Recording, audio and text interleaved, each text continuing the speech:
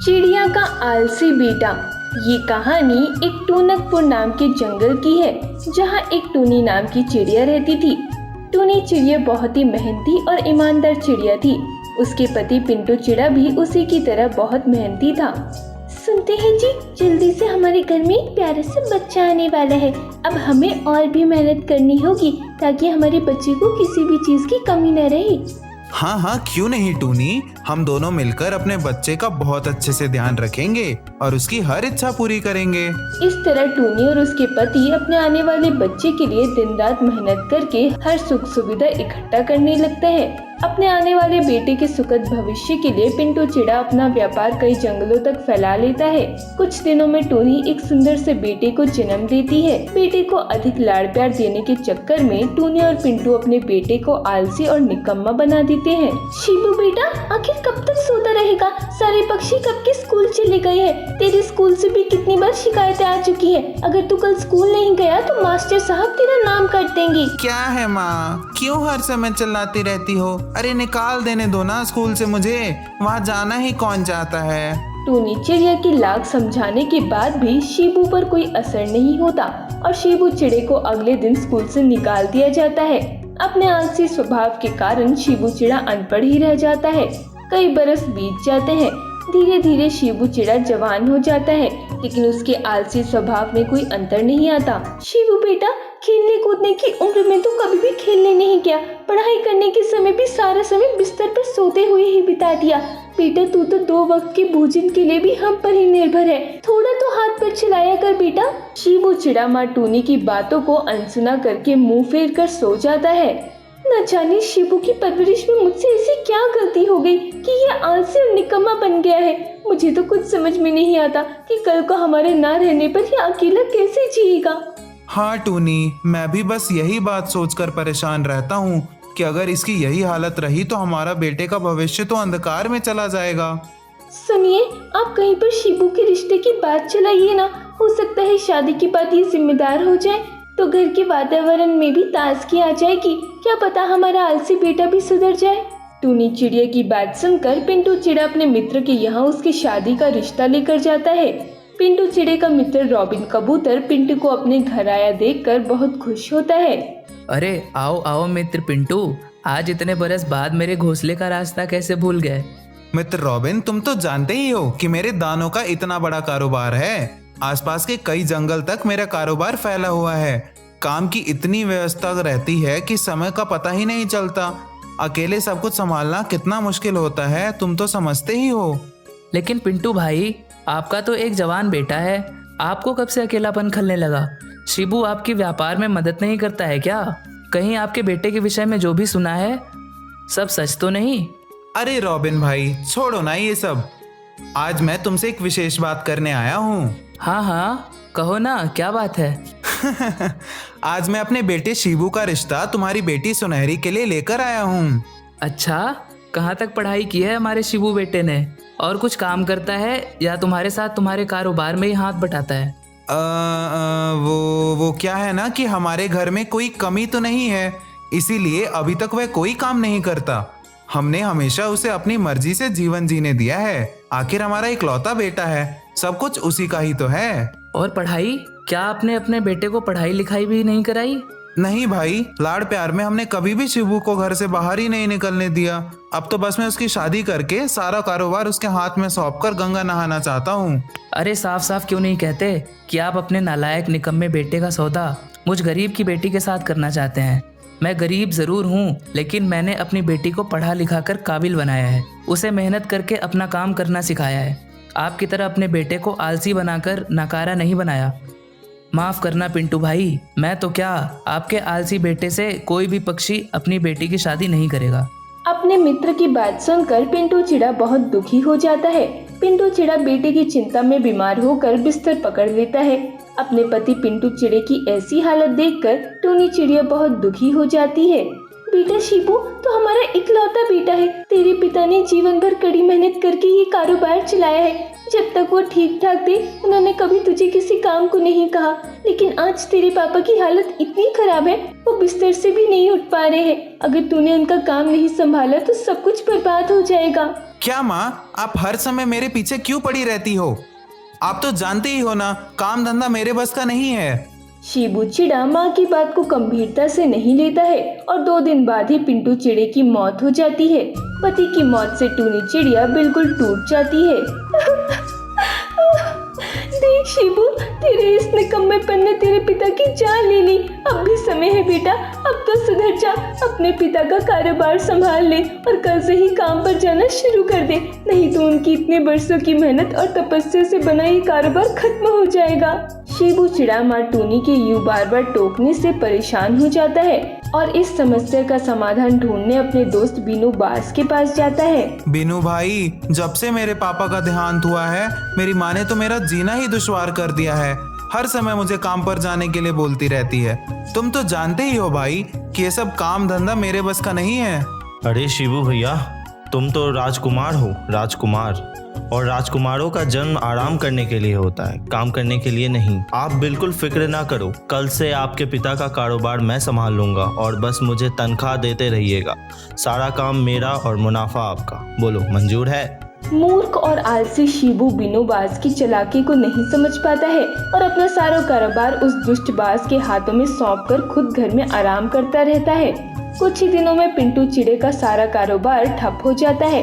उनको भारी घाटा उठाना पड़ता है और वे दर दर की ठोकरें खाने की हालत में पहुंच जाते हैं।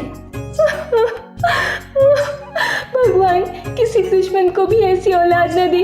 तूने ना तो जीते जी अपने पापा की कद्र की, ना ही मरने के बाद उनके व्यापार को संभाला। अब मेरे सब्र का बांध टूट गया है। तेरे कारण ही आज हमारे 2 वक्त के भोजन का भी ठिकाना नहीं रहा। निकल जा इस घर से और अब कभी अपना मुंह मत दिखाना। टूनी चिड़िया अपने बेटे शिबू को घर से निकाल देती है। 2 दिन से एक भी दाना नहीं खाया मैंने। अब तो भूख से पंख फड़फड़ाने जितनी भी ताकत नहीं बची है। लगता है अब तो मेहनत करके दाना ना खोजा तो भूख से ही प्राण निकल जाएंगे। कई दिनों तक भूखा प्यासा रहने के बाद आखिर शिबू चिड़ा दाने की तलाश में निकलता है। बहुत मुशक्कत करने के बाद उसे 2 दाने खाने को मिलते हैं। उन दानों को खाते हुए शिबू की आंखों में आंसू आ जाते हैं। मैंने जीवन भर बिस्तर पर लेटे लेटे भोजन किया है। आज मुझे समझ में आया है कि एक एक दाने के लिए कितना परिश्रम करना पड़ता है। शिबू चिड़े को अपनी गलती का एहसास हो जाता है और वह माफी मांगने के लिए सीधा अपने घर की ओर उड़ जाता है। माँ, मुझे अपने गलतियों का एहसास हो गया है। मैंने जीवन भर आपको और पापा को बहुत दुख दिया है। हो सकता है तो मुझे माफ कर दो। अब मैं बहुत मेहनत करूंगा और एक नौकरी ढूंढूंगा। मैं आपका बहुत ध्यान रखूंगा माँ। आपको कभी भी किसी और चीज की दिक्कत नहीं होने दूंगा।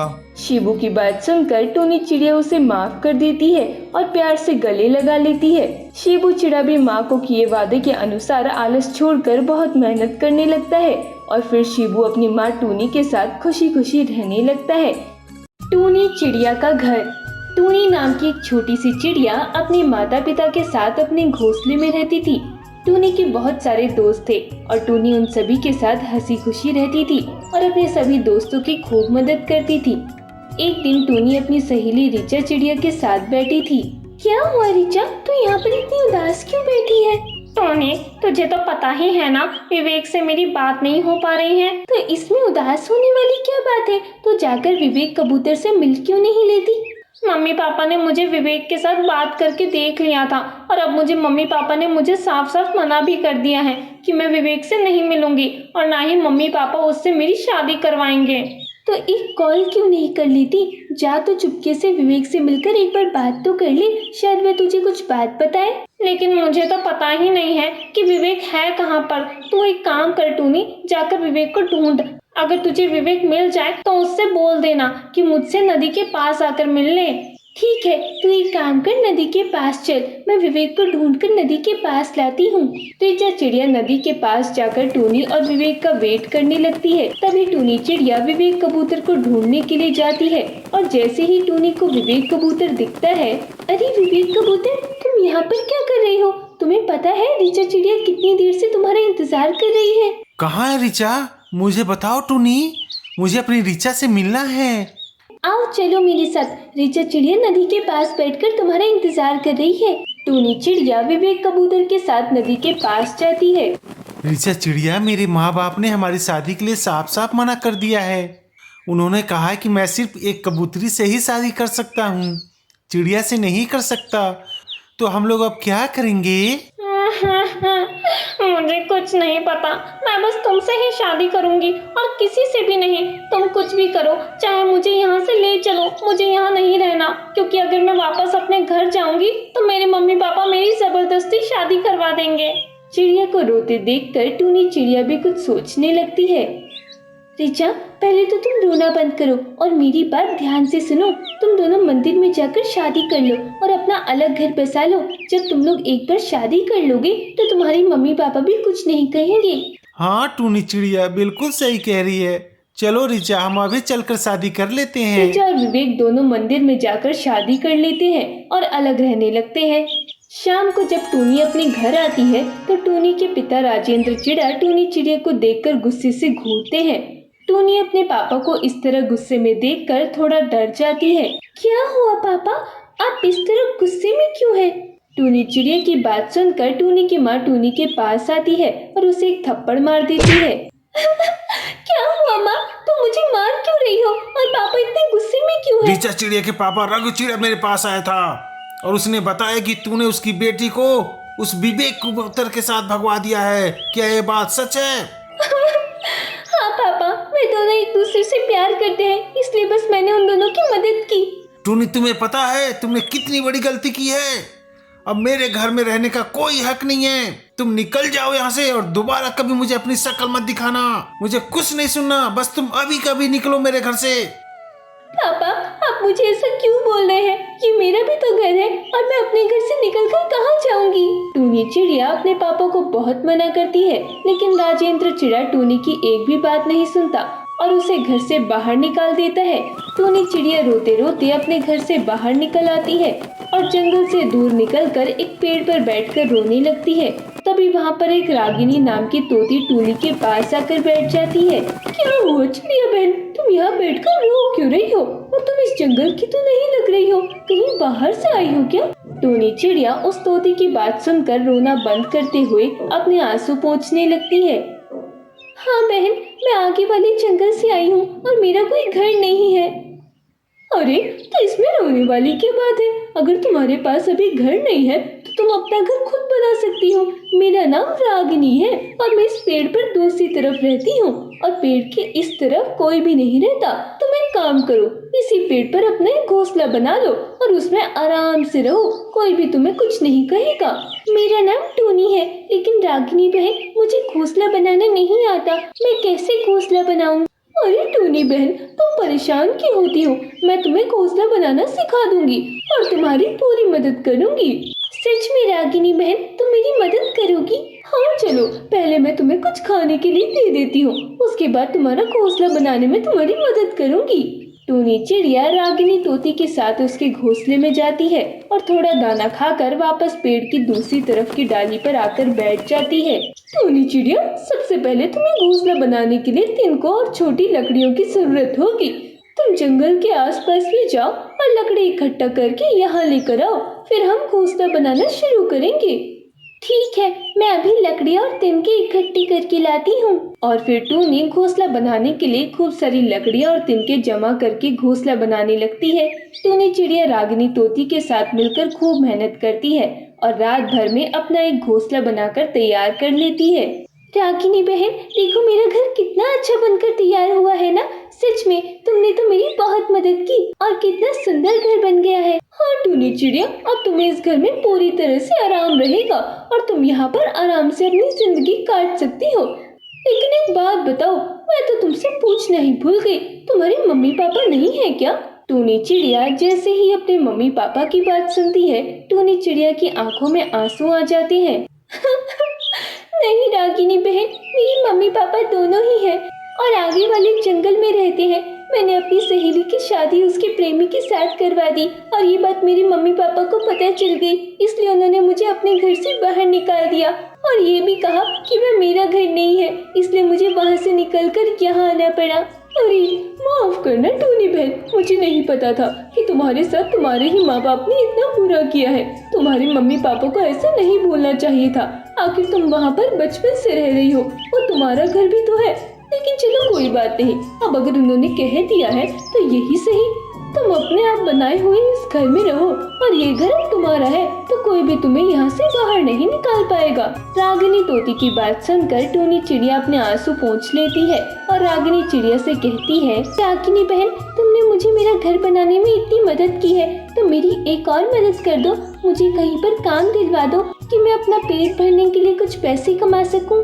अच्छा ठीक है, मैं कल अपने मालिक से बात करके आती हूँ और फिर तुम्हें बताती हूँ। अगर मेरे मालिक के पास कोई काम करने की जॉब होगी तो मैं तुम्हें जॉब पर जरूर रख लेंगे। ठीक है रागिनी बहन, लेकिन तुम अपने मालिक से ये बात जरूर बता देना कि मैं सारे काम कर लूंगी और मैं पढ़ी लिखी भी हूँ और जो काम मुझे नहीं आता होगा मैं सीख भी लूंगी।